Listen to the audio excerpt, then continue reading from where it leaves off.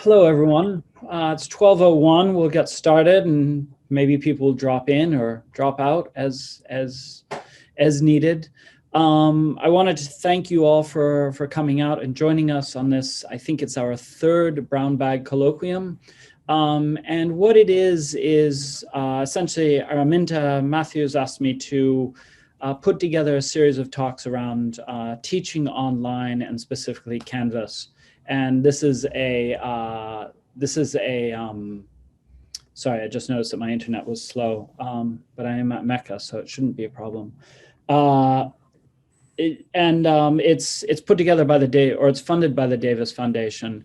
And this topic that we're going to talk about today is one that really interested me right from the start, and really to discuss the challenges that we have in the challenges that we have in teaching online and moving a curriculum both in the middle of the pandemic emergency online, but then further what the challenges are in general in teaching online, because we're sort of, although it might not feel like it today or this month, we're kind of past the pandemic emergency and we're just sort of in the regular everyday emergency. It reminds me quite a bit of living in Lower Manhattan after 9/11, the fall of 9/11, when it just seemed like it was just a constant slow motion emergency all the time. And that's kind of how it feels right now. We're joined today by people you all know: Shiva Darbandi from the library, Margaret Brownlee, who I think is going to join us and then drop out.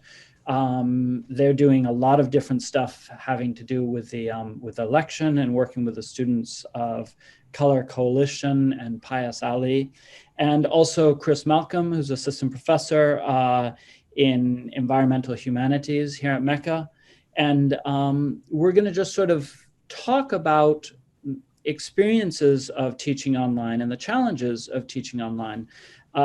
And especially when it comes to issues of both equity and inclusion and diversity. I would welcome anyone to chime in and jump in as we talk. I don't see, I was going to try and get Margaret in first, but I don't see them here. So Margaret's here. Oh, Margaret is here. Okay. I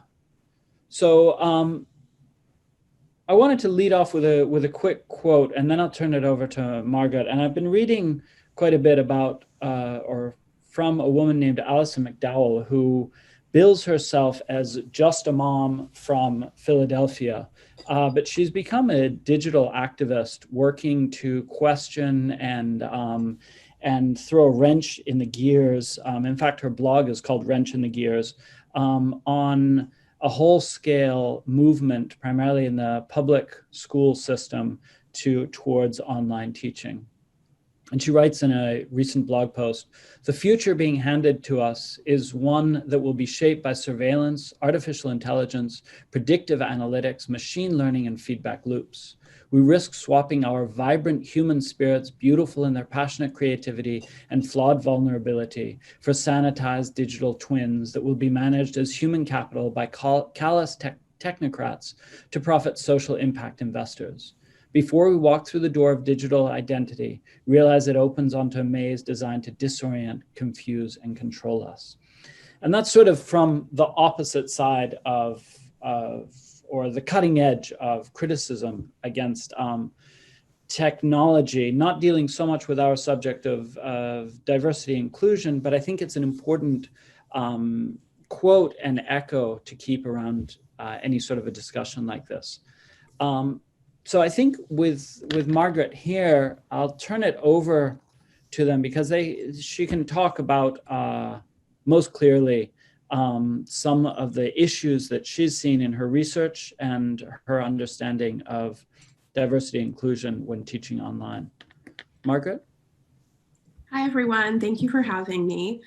I go by she, her pronouns, and I'm excited to speak to all of you about this topic. In the small amount of research that I found, I just wanted to share a couple of quick quotes with you. So the first where this is information that was found by Beatrice Martini. And I'm just going to share two quick facts.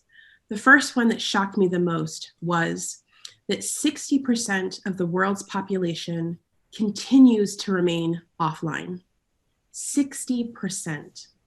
So we make a lot of assumptions that people know how to use technology, have access to technology, and are competent in technology.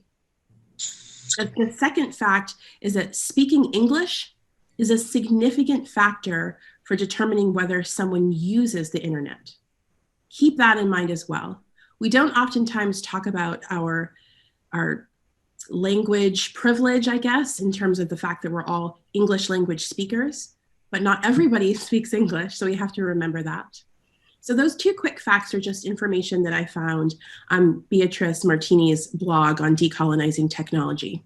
She also has a reading list, and I can share that link with you in the chat if you're interested in knowing. Another thing that I found that was pretty substantial was conversations about the digital divide. And this is information from the National Center for Educational Statistics, which talks about the percentage of students that have no internet access or only dial-up at home. So as we're transitioning from in-person classes, whether that's studio or academics here at Mecca, and we're going to be transitioning to online classes, continue to keep that in the back of your mind, that not all students have equal access to technology. Some of them may not even have computers, right? We think, oh, everybody has internet. Oh, everybody has a laptop, a nice fancy MacBook computer, that's not always the case. So when we're talking about equitable access to technology and decolonizing tech, we really have to remember that information. And then the last thing I want to share with you in terms of just small amount of research that I found was a TED Talk by Nikki Sanchez. And she talks about the history of colonization and how it exists currently and how it persists around all of us right now. I was very humbled to read and listen to this information online, this TED Talk, which I believe was in 2019. And she shared information about indigenous studies, indigeneity, and just thinking about how we can really think holistically about this topic. So I'll share those three links that I found. And I said that I was only going to share three, but I actually have one more. The last thing is an online magazine that I read frequently called Diverse Education. And it talks about, it was actually printed 2 days ago, so October 27th on this magazine. And it said that as we're in this pandemic and how we're just becoming increasingly more comfortable. Personally, I have to actually say I'm becoming more comfortable. Thank you to Araminta for helping me every step of the way and holding my hand as I'm learning about Canvas. For me, this is actually a third LMS that I'm learning, Learning Management System, LMS. I originally learned how to use Blackboard, and then I learned how to use Brightspace, and now I'm learning how to use Canvas. So it's actually harder for me. I believe it's also the same with learning a language. You have to kind of translate first in your native language, and then second, and then third. And so, you know, we're all learning. I encourage each of you to be humble and patient with yourselves as we're learning this together. It's not easy for me. I'm struggling with it a little bit, to be honest, but I'm trying, and I'm trying each and every day to give myself the grace and the patience to remember when you're learning something new, it takes time. So I think that's all I'm going to share, if that's okay with you, Nico. I do have to pop off for a second, but I'll pop back in, and I will share those 3 or 4 links that I just stated. Any questions? Great, thanks so much, Margaret. I know you're really busy with election and getting students out to vote, and we appreciate your work on that so much. So come back if you can, and otherwise we're going to continue on with our discussion. And again, opening this up for anyone who wants to join in. I think I'd like to switch over, unless Shiva or Chris have something to say in response to Margaret. I do sort of have a question, which is very general, but maybe one of you can pick up on it. After almost a full semester of teaching online, which is actually 2 half semesters, I'm curious as what you see as the primary challenges to effectively teaching online, and also if there are any, on the flip side of challenges, if there are any opportunities that you hadn't expected. Margaret made reference to feeling more comfortable in the emergency and online, and maybe if you can respond to that. Shiva, do you want to go? Or I'm happy to go, I don't mind. You, Chris. You can go ahead and get started. Okay.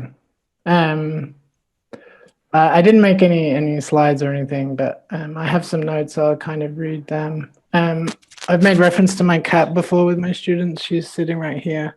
And this is a kind of anecdotal but non-trivial example that having her there while I teach is actually a relaxing experience. And I think that is actually one of the benefits of online. You can imagine anecdotally a student who, for example, is suffering from menstrual cramps, who doesn't want to drag themselves to the campus, but obviously if they know they're going to miss class, they would. But online, they can kind of curl up on their desk or in their bedroom. So I do think, and I've noticed that as well, that one of the benefits is that students who are otherwise socially anxious, have a register of engaging online that wouldn't otherwise be there in person. So I think that there are all sorts of benefits that we could think about in that direction. I do think that in terms of really thinking about what the benefits of online are, we haven't yet approached that discussion. There are clear benefits to me as an instructor for using a LMS system like Canvas, just because as we all have experienced, it's much better than Google, it's much better than anything we've had before. But you know, like loads and loads of institutions and colleges and universities have Canvas. I had Canvas in 2014 and have used it ever since. I think it's on that side, it's worthwhile reflecting what Margaret said about learning multiple different learning management systems, that especially adjunct instructors are often asked Canvas for one college, Blackboard for another, Brightspace for a third. And that is something to think about in terms of working conditions and learning conditions. And that would be, like, if I could just kind of frame what I'm going to say here about the challenges that I've experienced, I would say that what we have with online learning is basically a completely new set of working conditions and learning conditions, most of which are completely under-articulated, so we don't know what they are. And so the question for all online infrastructure is, where in the physical and psychic world are our students receiving the content or the material that we're giving them? And so what I mean by learning conditions is just something very simple. Where and how are they accessing class? And Margaret mentioned a number of these problematics. And so in the spring, as we all know, we were kind of in the midst of a real emergency situation where we had no space to do the work and no real time to ask a question of what are our students' learning conditions, let alone what are our working conditions, right? And our working conditions and our students' learning conditions kind of oscillate back and forth. They're in this relationship. So if my students' learning conditions are terrible, then my working conditions as their instructor also are terrible, and vice versa. And so, you know, in the spring, students were going home to situations of abuse. Many didn't have a space to work, or they were working from their bed, or they were sharing a bedroom, or they were sleeping on the couch. And these are all factors that are kind of fall along racial lines, class lines, those kinds of pre-existing inequalities that we have some awareness of. And, you know, I think one unique situation is that we have shifted to online, or we have got a learning management system at the same time that the pandemic has come. And so we need to think about this overlap as well, just because of the ways in which the pandemic is this additional factor in so many of our students' lives, and so many instructors and staff and administrators' lives too. You know, many students lost jobs. They lost kind of ideas or places of safety. I had students say things like, you know, being in Portland and being in the dorms is the only place that I've ever actually felt safe. Now I'm in a situation where my parents misgender me, you know, so those are the kinds of things when we think about what does access to class look like? What does access to participation in class look like? Those are the kinds of things that we need to think about, I think, from this in this perspective. But obviously things are better now, to the extent that students are in Portland, in many of them in dorms, have access to infrastructure in Porteous and Cumberland. So a number of those different factors have dissipated. The other challenge then that I've experienced in both in the kind of real emergency of the spring and this kind of emergency light of the fall, is that we have to keep in mind that online learning occurs through a digital interface. Where in which your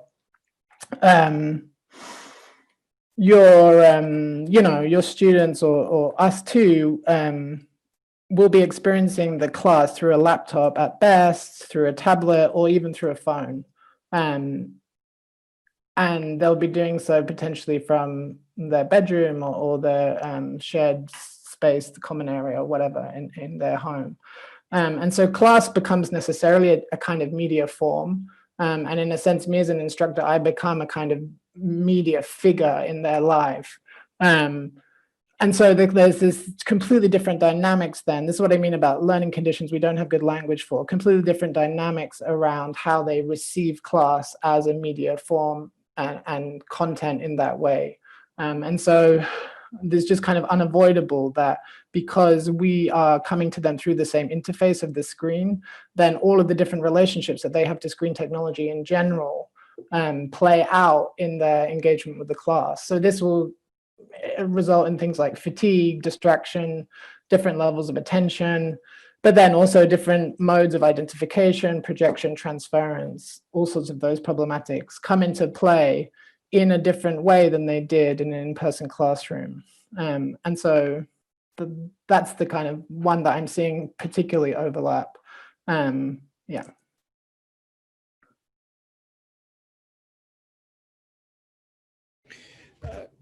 Chris, thank you for that summary. I think that was really important.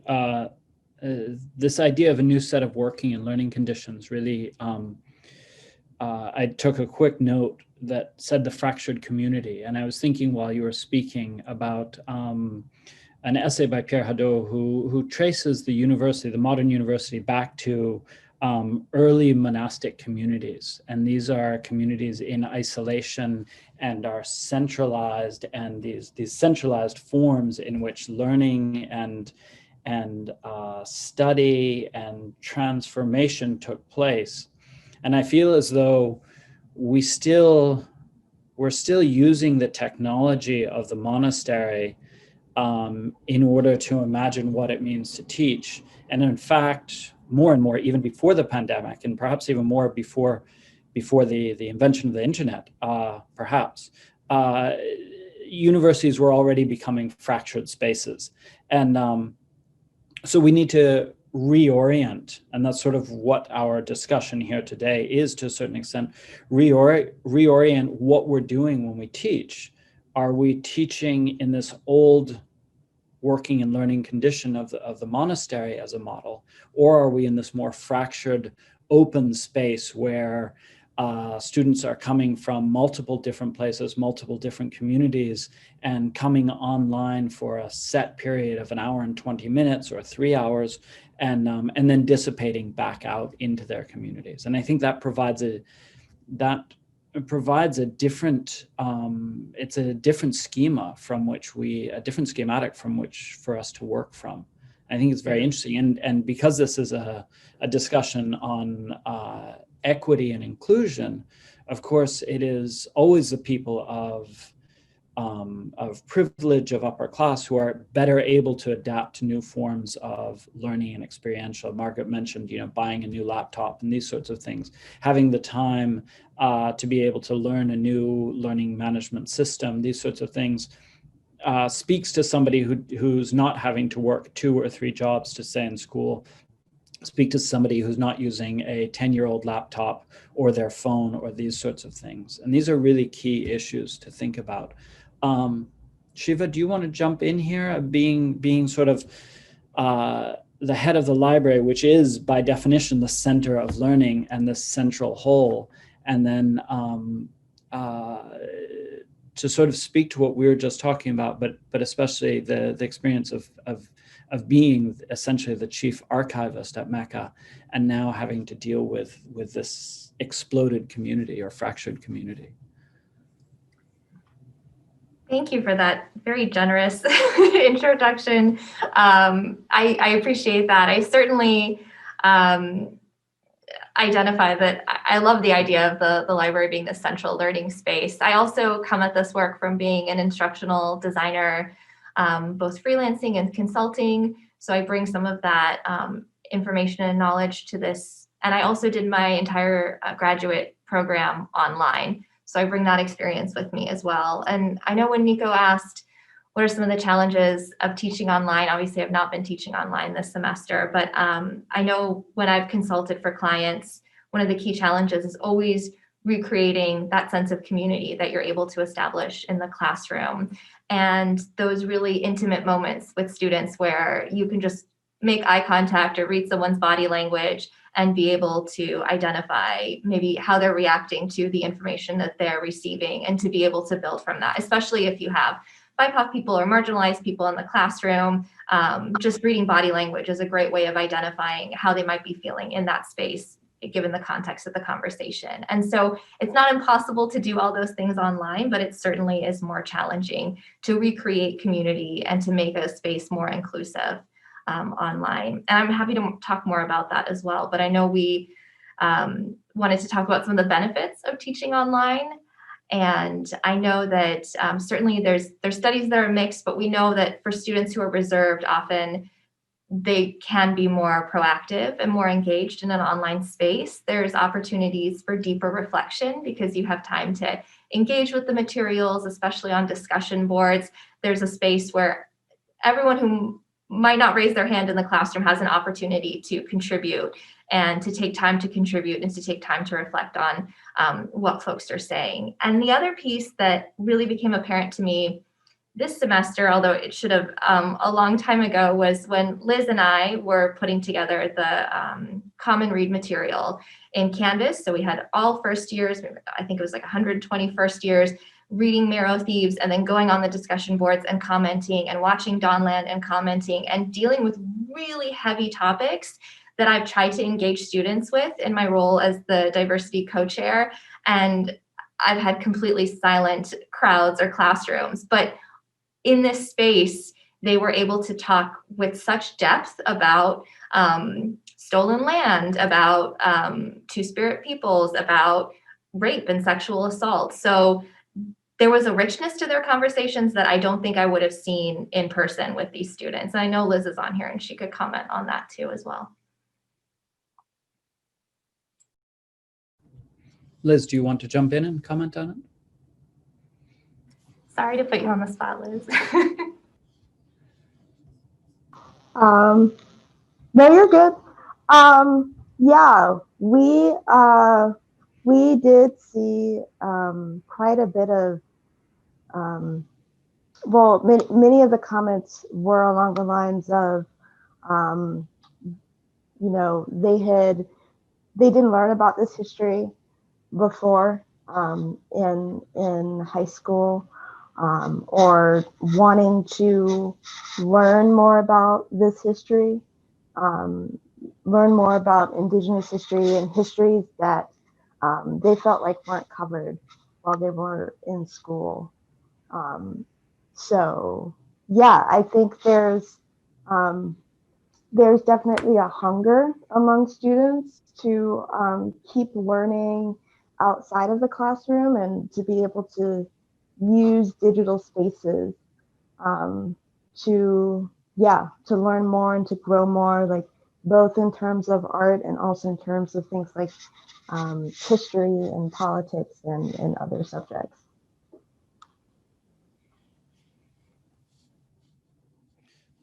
Thanks very much for that, Liz.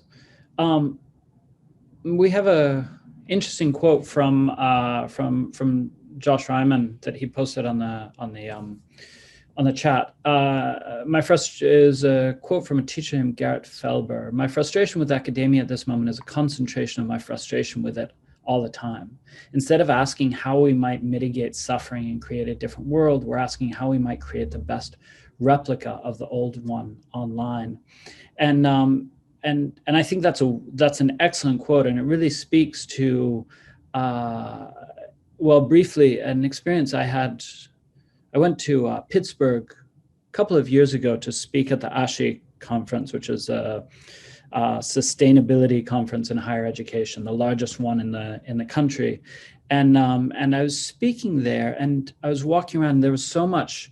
They had a huge conference room filled with people trying to sell things to us to, boost sustainability on campus, and these sorts of things. I was walking around, and I was wondering, thinking, being in Pittsburgh and seeing in the downtown such an amount of evidence of addiction, of alcoholism, of people addicted to their phones, these sorts of things. And I had this very bitter moment where I was wondering about sustainability means sustenio, to hold on to hold up. And I thought, what about this society do we really want to sustain? What are we trying to hold on to? And don't we want to think about actually creating or opening the door for new possibilities? And I think that quote by Josh Ryman speaks to me about this, and it leads me into another question that I had for both Chris and for Shiva, and that is, what challenges do you see a professor at Mecca or even more widely in the current academic field facing in regards to teaching online? And that also, what challenges, both expected and unexpected, and in that are there opportunities as well, to harken back to my first question? Chris, do you want to jump in on that? Sure, yeah. Yeah, I don't want to be too, I think what we have to keep in mind, so Nico entitled this talk Decolonizing Tech. I think what we have to keep in mind, and it may be helpful to kind of frame some of the discussions, is there may be some kind of conflict or antagonism between decolonizing tech on the one hand and big tech on the other. And I think that we have to be really careful in thinking that technology in itself, in the forms that we receive it in our current economic and political environment, that we can simply turn them to good just on the whim of, because we want our students and our college to do well. I'll share some of these links in the chat, but there's a book by Ruha Benjamin called Race After Technology. There's another book that I looked at in preparation for this by Noble called Algorithms of Oppression. And so Ruha Benjamin, this is just some statistics from what her research has revealed. And she says that a police database that is 87% Black and Latinx, with there was a police database that was used through algorithmic techniques, 87% of which are Black and Latinx populations. And all of the names on the algorithm were baby names belonging to infants under the age of 1, some of whom were supposedly self-described gang members. And we know in which, and there's stuff in Portland about this as well at the minute, about facial recognition and racial profiling through algorithmic techniques. So I just want to raise the broader context of what is happening, the intersection between technology, securitization, and policing. But to go more directly to Nico's questions of the challenges that I've experienced or been experiencing, and something I think that we need to keep in mind as educators, is that basically we inhabit structural positions of authority and discipline with our students, however nice or good or however great we think that we are. And to a very real degree, we can never step outside of positions of authority and discipline. and that actually sometimes it's quite harmful for students to pretend that we can. Yeah, so we just have to keep this in mind, especially with undergraduate students. It changes at the grad level, but many students enter college and to continue and go through it with some sense that staff, faculty, and administrators will, or at least can, punish them. And so I've had students, I'm sure we all have, who in week one, I've never met them, that they, in a sense, relate to me through the expectation of punishment and wrongdoing. I literally had a student who was like, I'm sorry I missed class today. My dad died. I'll try and be in class tomorrow. By which I was like, look, please don't think about class for as long as you need to. But I'm just pointing to that anecdote, and it replicates itself in so many different ways, that there is a kind of a disciplinary relation that is present, and that we have to reckon with, and that we can't just discard. And I'm mentioning this in particular because the apparatus of online teaching includes disciplinary techniques, surveillance technologies that Nico mentioned, that these kind of algorithms of oppression that Benjamin calls them, that we have never had access to. And used without mitigation, they heighten dynamics and problems around inclusivity and the way in which students of color, for example, experience the learning environment. And so we seem to kind of be aware, right, as a college, that there should be some diversity training such that security folks or people who are, keeping watch on who enters the building don't racially profile students of color, or don't unduly pressure gender non-conforming students, for example, or staff members or faculty. So we grasp that, right? We grasp this idea of profiling and surveillance in an interpersonal level, but we also need to grasp that still happens in a digital or online environment. And so here are some things that I can do now that I've never been able to do before.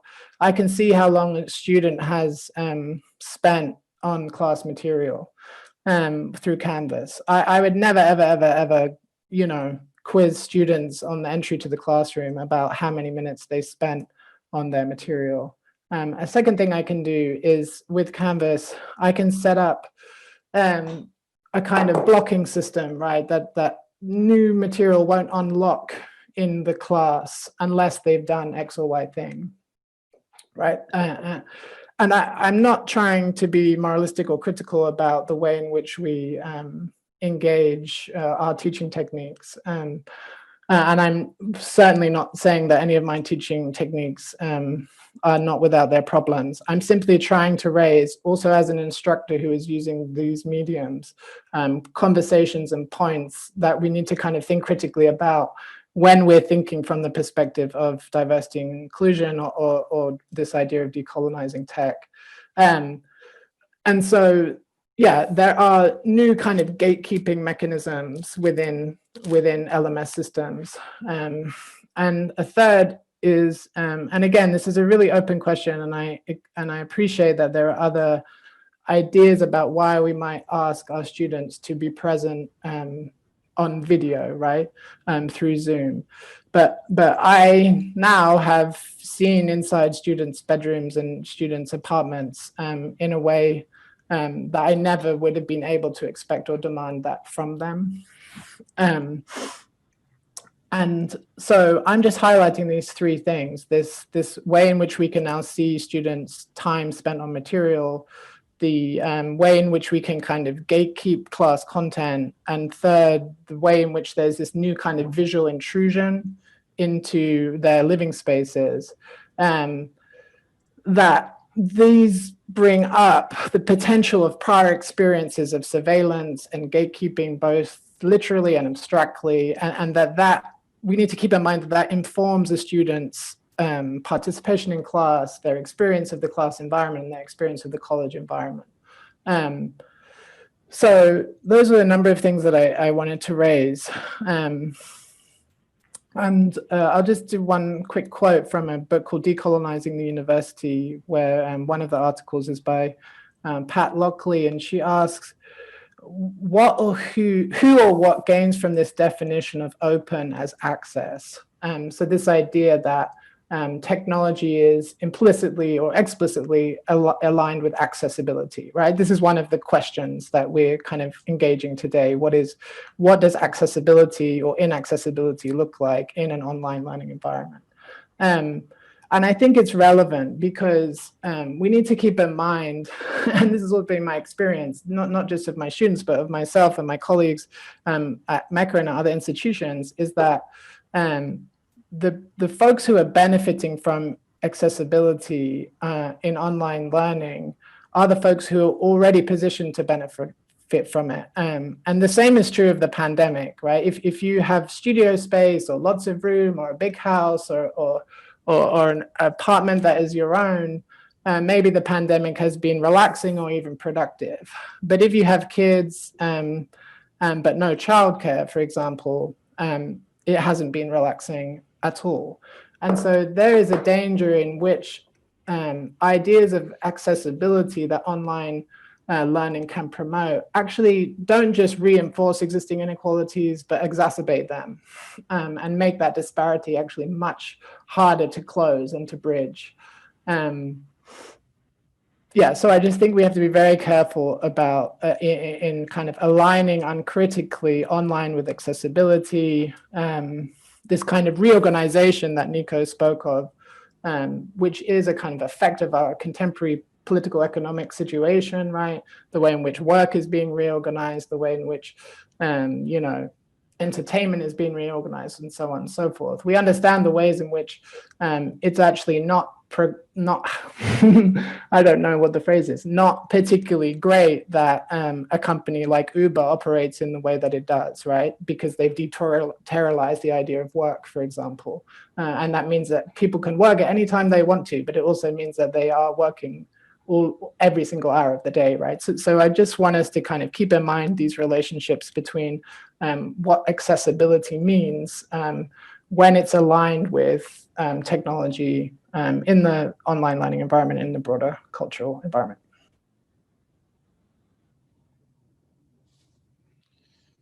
That's great, Chris. Thanks for that. I think there's some really good references you made to Ruha Benjamin's work and to the Decolonizing the University, and maybe you can send those to me, and we can, or you can put them in the chat so that they're, so that the record is here if people want to go further into that. Shiva, what's your experience been along these lines as I know you're not a teacher here, but you occupy this sort of in between. It feels as though, and perhaps wrongly, you occupy this space in between faculty and administration somehow. This nexus point, and maybe I'm wrong in saying that, but what has your experience been of, if not teaching, then at least learning, and these opportunities and challenges, specifically here at Mecca, that you've observed? I appreciate that Chris was asked about faculty challenges and made what he said very student-centered about student rights and privacy, and that I really appreciate that approach. Yes, I have so many thoughts. So I'm thinking about what Chris said. I'm also looking at what Marie's saying about during synchronous classrooms, students also seeming like they're not being active in the conversation. And I have the luxury of not teaching, so I don't have to bear with that, but I have had many a student fall asleep in a library session. But I would challenge us in the same way that we do in an in-person space, in a classroom space, to rethink our assumptions about what professional class participation looks like, what academic and scholarly participation looks like. So for example, not online, but at one point I taught in an after-school program, and I noticed that the students were often very distracted. And I remember bringing in like journals and art that they could color on, and like even Play-Doh. And I noticed I'm really big on assessment. And I noticed after I ran my assessments that when they had something to occupy their time and their hands, that they actually did better, that their learning was a deeper type of learning. So that's just one example of where it does seem like the students are not participating actively in class, but we have to be cognizant of different learning styles and different learning strengths. Another one that I hear a lot from my clients, because I work a lot with producing learning objects for international students or adult learners, is this issue of plagiarism. And for those of you who work up north, especially with large bodies of international students, you might hear plagiarism is a really big problem. We have so many students who copy one another's work. And when you actually start looking at international students, there's a whole set of cultural dynamics which make it really quite different when you investigate. So many students who are from different countries actually value repetition, learning through repetition, value imitation, and value scholars that they read and repeating those scholars as a form of respect. Other communities will I will value their community as opposed to their individual self. So whereas in the United States, we really put individual self at the base of what we're doing. So for example, you might have a student who really values community heavily. And I've heard this from students who will say, well, my roommate is like a brother to me. If he comes in and he wants to borrow my sweater, then I'm like, borrow my sweater. And if he wants to look at the paper that I just wrote, I say, look at the paper I just wrote. Because those ideas that belong to different scholars, they belong to the entire community. And the work that I just did belongs to my community. It's my work just as much as it is his work. So thinking of, again, questioning these assumptions we have about what plagiarism is, what information is, who that information belongs to, what the different learning styles are. We really, again, the same way that we do that online, or the same way we do that in the classroom, we need to do that same work online. And I also echo what Margaret and Chris said about when we think about accessibility and lack of access to resources, we immediately think technology and broadband, but it can also mean lack of access to a space to study, lack of digital literacy skills. I've seen that a lot with students who are so technologically sophisticated. I mean, they could launch an entire Instagram campaign overnight, but there's some foundational pieces missing, like basic common language, the difference between a browser and a URL. And so that can make helping students navigate something like Canvas really difficult, because through no fault of their own, they never learn those basic digital literacy skills in school. But there's also a bit of overconfidence because they can do so much online. And so there's a tension there that I think makes work for faculty incredibly difficult.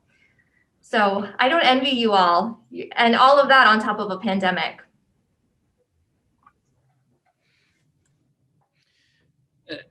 Thank you for that. Yeah, I don't envy us either. I think the challenges are enormous, what we're facing. I'm reminded, speaking of digital literacy and accessibility, and it not just being about technology, though I do think technology and the actual apparatus of a computer is really important. I'm reminded of This American Life, where they were researching people of color and African Americans who had gone on to college and dropped out after a semester or two, even after having been accepted to a place like Harvard or one of the Ivy Leagues, and trying to identify what the problems and challenges were to in-person learning there. And many of them just didn't know how to navigate a bookstore, didn't know where the bookstore was on campus in order to buy the books, hadn't budgeted or figured out how they were going to be able to afford text, and so just didn't read them. And I think that there are aspects like this online, which you allude to, Shiva, as did you, as did both Margaret and Chris.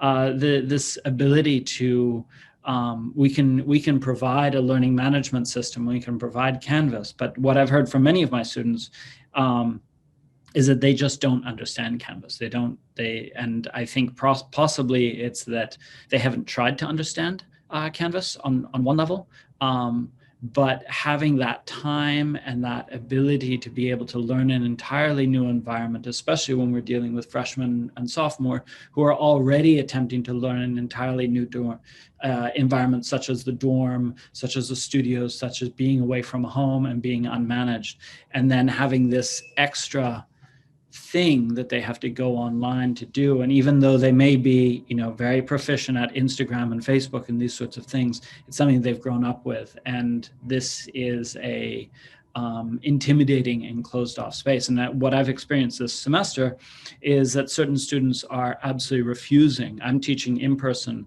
this semester, but I'm using Canvas as a place to turn in work. One reason, so I don't have to deal with physical papers and things like that. Have maybe about 10 or 15% of my students who absolutely refuse to work with Canvas. Are, when I say turn in your paper on Canvas, they send me a Google link to their paper. When I say the reading was posted on Canvas, they refuse. And to the point where now I've actually, halfway through the semester, begun just emailing them rather than using Canvas announcements. I'm emailing them directly, because otherwise I risk losing them, and then I have to treat them punitively for not having done the reading or not having done the assignment. And so I think that's a real challenge.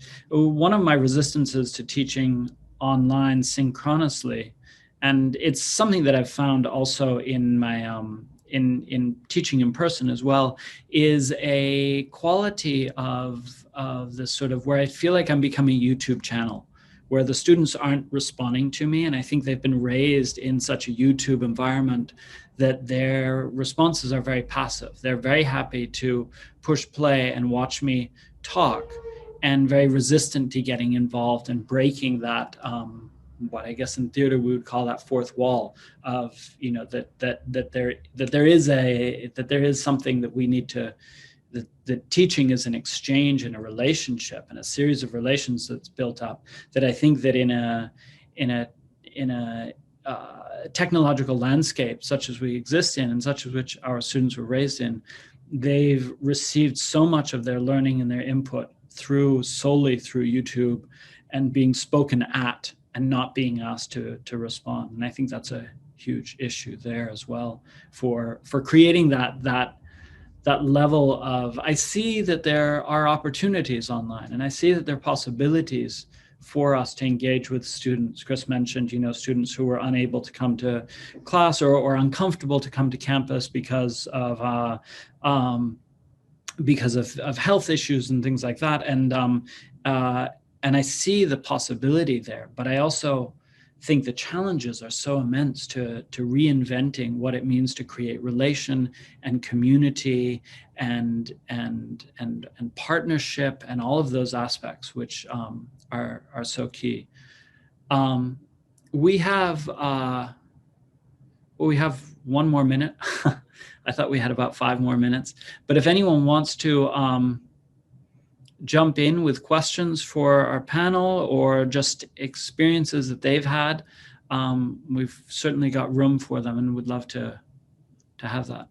Thank you, Nico. I'm going to just jump in with one quick thing, because I think you raised a really strong point about how students adopt Canvas and how faculty can adopt Canvas as well, and how we're all kind of doing these things at the same time as a pandemic and so many other transitions in our life. And I just wanted to offer that is that's a solid and really tangible point, and that the students, first year students, went through a student life and common read experience on Canvas over the summer, in part hoping to help them develop some Canvas skills. And it's also a reminder that when we develop our sites on Canvas, if we work with an instructional designer, we can develop some similar experiences so that students can navigate their course sites in a familiar way between the different courses they may take, which might help them to use that resource with a bit more fidelity, because we didn't have enough time to really do that justice with the 6 weeks we had Canvas right before the semester launched. And so a lot of faculty, we developed, our sites with the resources we had at hand. And that means that a lot of them look very, very different.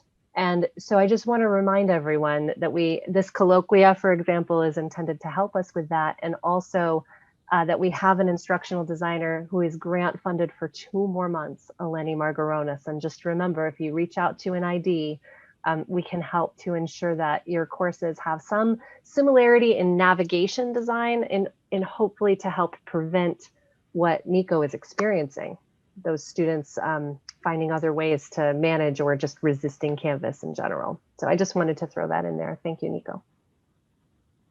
Thanks very much for that, Araminta. And as a plug for our past recordings of Colloquia, Eleni Margonis did do a 5 hacks to make your Canvas work or sing or something along that lines of a title. And you can find those somewhere online. Maybe you can put a link in there, Araminta, if people are starting to think about their spring courses. So I just wanted to take a moment to thank everyone for joining us. Our next, and to make a plug for future colloquia. Next month, we are planning to have a final colloquia as part of this grant. And my hope has been to invite students in, and this is actually the last comments is a great jumping off, to talk about what their experience of Canvas, experience of learning online is, answering similar questions that we've asked today of what the challenges are and what the opportunities are to learning, and also what they would need from future learning management systems, either in an ideal world or just in the MECA world in general, which is not always ideal world, but it could be. And so if you know of students, if you have students who are outspoken or interested in technology and these sorts of things, please send them my way to njenkins@meca.edu. Or to Araminta, and she can put them in touch with me. And we'll put together a program for, I think it's in 2 weeks. We may push that out a little bit for students to have a roundtable talk. And we'll open up the Zoom talk to both faculty, staff, and students at that time. So thank you all very much. Thank you especially to Margaret Brownlee, Chris Malcolm, and Shiva Darbandi for joining us, and to all of you. Thank you. Thanks, Nico. Thank you, Nico. Thank you so much. My pleasure. Thanks for joining us from the outside. Hi, everybody. Good to see you all. Bye, Sue. Nice seeing you. Are you still recording? Yes. Shall I stop? Up to you.